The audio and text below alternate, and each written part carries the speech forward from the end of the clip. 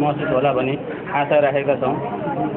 हाम्रो ठकुरी समाज निरन्तर रूपमा सामाजिक सेवामा लाग्छ भन्ने कुरा पनि हजुरहरूलाई अवगत गराउन चाहन्छु। आउने दिनहरूमा नेपाल र नेपालीहरूको लागि हर कोही दुःख सुखमा साथ दिनको लागि सधैँ तत्पर रहनेछौँ। हजुरहरूको अगाडि आएर यसरी दुःख अनि वेदनाको महसुस म आफै स्वयंले पनि गरिरहेको छु। हामी विश्वको जुन कुनामा छरिएर रहे तापनि हाम्रो माया ममता सधैँ हाम्रो जन्मभूमि नेपाल अनि नेपालीहरूप्रति नै रहनेछ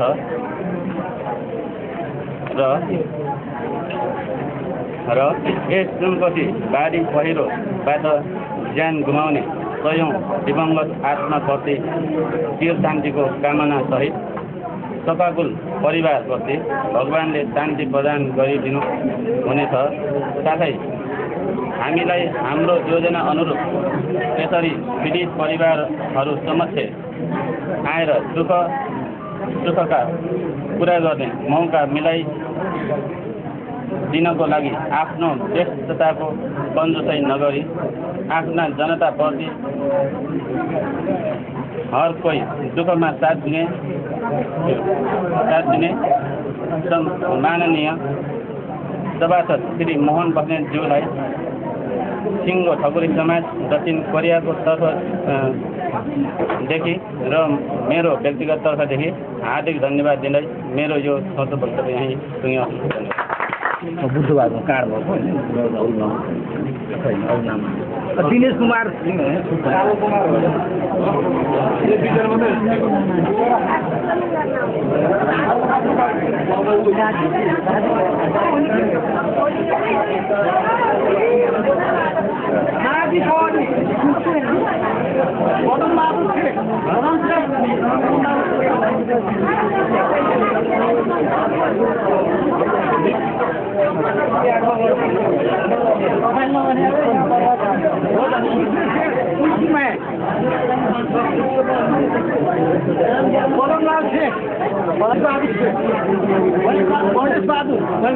मोहन मान्छे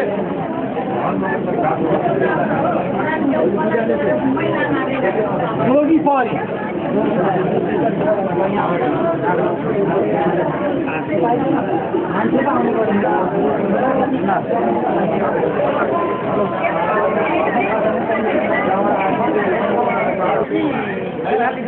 बनाइदियो होइन भइदियो त्यो अब सरकारले सबै पैसा आएपछि होइन सरकारले जवाब दिएको चामल मात्रै दिएर भयो चामल दियो सरकारले एउटा घर के छैन हाम्रो सुकुमारी पनि हामी सुकुमारी त धेरै भइसक्यो धेरै भन्दा पनि हाम्रो अब 15-16 घन्टा सुकुमारी अरू त सरकारले दिन्छ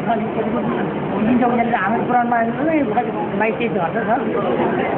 हामी चामल डल्लो सुकुमारी त हाम्रो चामल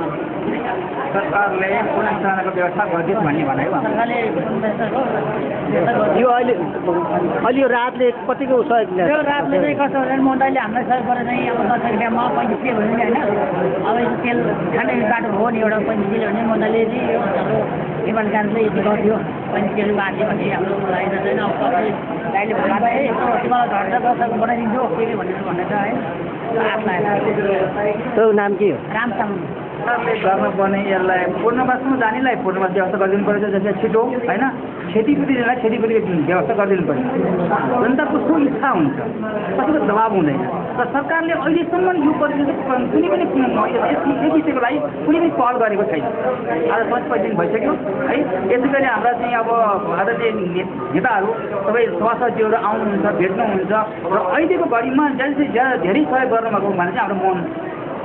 सभासद हुनुहुन्छ उहाँलाई धेरै सहयोग गर्नुभएको छ हामीलाई धेरै जनताहरूप्रति ज्यानको जोडेको यो बाढी भने चाहिँ उहाँले कमसेकम हप्तामा 2 दिन चाहिँ उहाँले यो बाढीभित्र समाइदिनु भएको छ उहाँले तर सरकार तर्फबाट केही पनि भएको छैन। गर्नुपर्ने पहल के हो त्यो सरकारले केही गरेको छैन। तपाईँ 4 बोरा चामल दिएर त हामीलाई पुग्दैन नि पुग्छ 4 बोरा चामल दिएर तपाईँको यहाँ 1 जना बजेर त्यही 4 बोरा चामल छ 10 जना बजेर त्यही 4 बोरा चामल यसरी भयो एउटा कुन मेन्युमा जानु पर्ने हो रुल नियम चाहियो त्यो पनि छ सरकारबाट कुनै कुराहरू पनि र सरकारले 1 लाख दिने यो पीडितहरूलाई दिने भन्ने जुन एउटा आवाज उठाएको थियो त्यो पनि अहिले के पाएको छैन कसैले पनि। तपाईँको नाम भन्नु न। मेरो नाम कुमार पौडेल।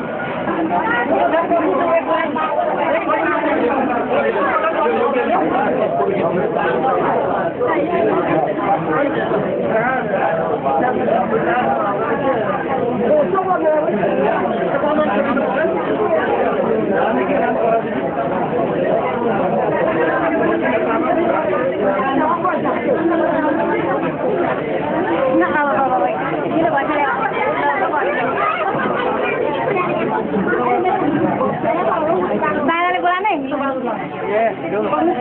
कौन पिसा फेरि खेल्दै आएकोलाई भन्नु पऱ्यो नि